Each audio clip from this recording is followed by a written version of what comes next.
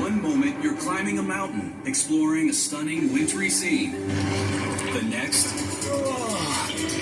you've plummeted down into a deep crevasse.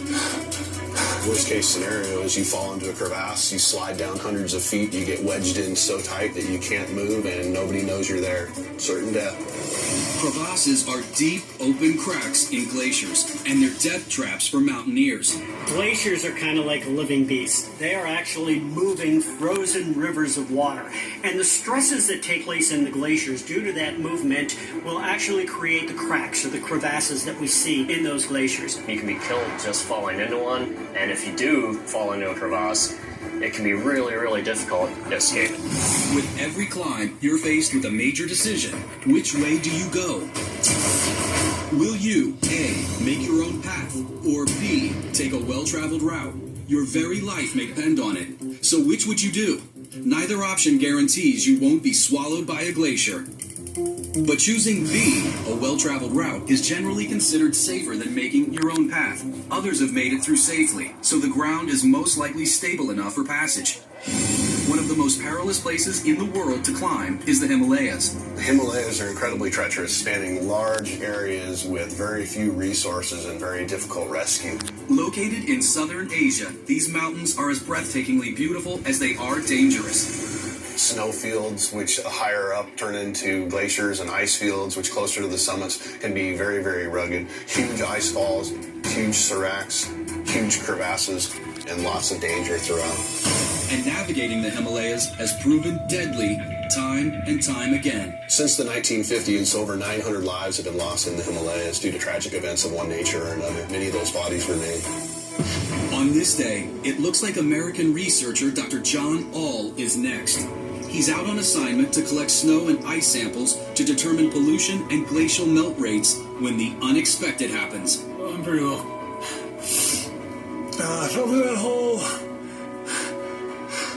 Thankfully, I didn't keep falling that way. John's literally inside a glacier. Trapped here instead. This ledge, my arm, I can't use. He's in terrible trouble. 70 feet inside the icy mass, with no cell phone service and seriously injured. Oh, I hurt bad. But I gotta get out. Can't use my right arm.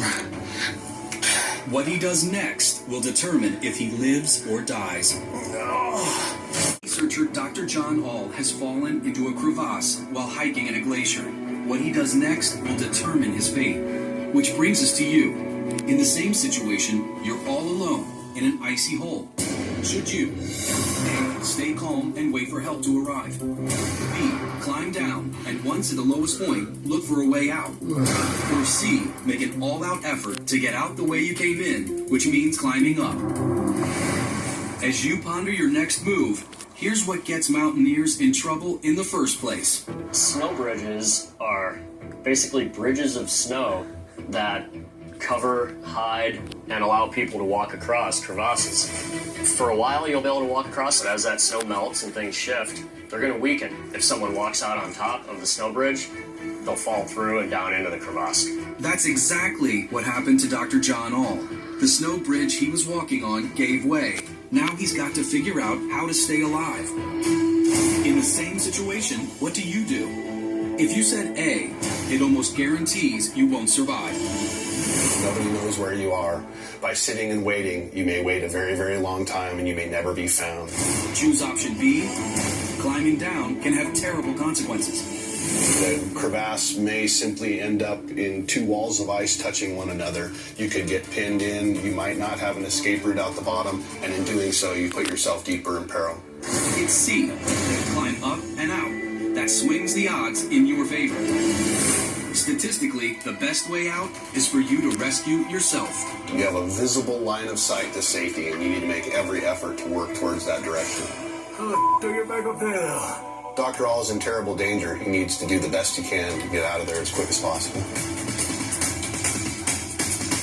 Oh, my right arm is seizing up. I can't use it anymore. He's in tremendous pain, but John doesn't hesitate. I'm gonna try and swim above that, get through that. Hopefully I can escape. He's got a few climbing tools with him, but after several excruciating hours, he's still trapped. Temperatures are well below freezing, and ice has formed on his body. John knew he'd die of hypothermia long before his team returned. So I can't get out that way. So I'm gonna have to climb up out through this thing. So close now. Oh, I hurt bad. But I gotta get out. And with no one around to keep him going through crippling pain, John gives himself encouragement. I just gotta go a little further. I can do it. John's will to survive wins out. After 6 long hours of climbing, he reaches the top. He then crawls to his campsite and uses his satellite phone to call for help. It takes 18 hours for a chopper to reach him. He's got internal bleeding, 5 broken ribs, a broken right arm, and a dislocated shoulder, but Dr. All survives. The fact that Dr. All, with his injuries, was able to climb back out and self-rescue, it's incredibly impressive. Testament to his ability to not give up. He was very fortunate that he had his ice tools with him. He was very, very lucky to have been able to effect his escape. He was lucky in many counts. If you're climbing in glacial terrain, you need a plan. Never climb alone, and rope up. By staying tethered to one another, you increase the odds of survival. Always plan for the worst. And keep emergency tools within easy reach, so if you have to, you can rescue yourself.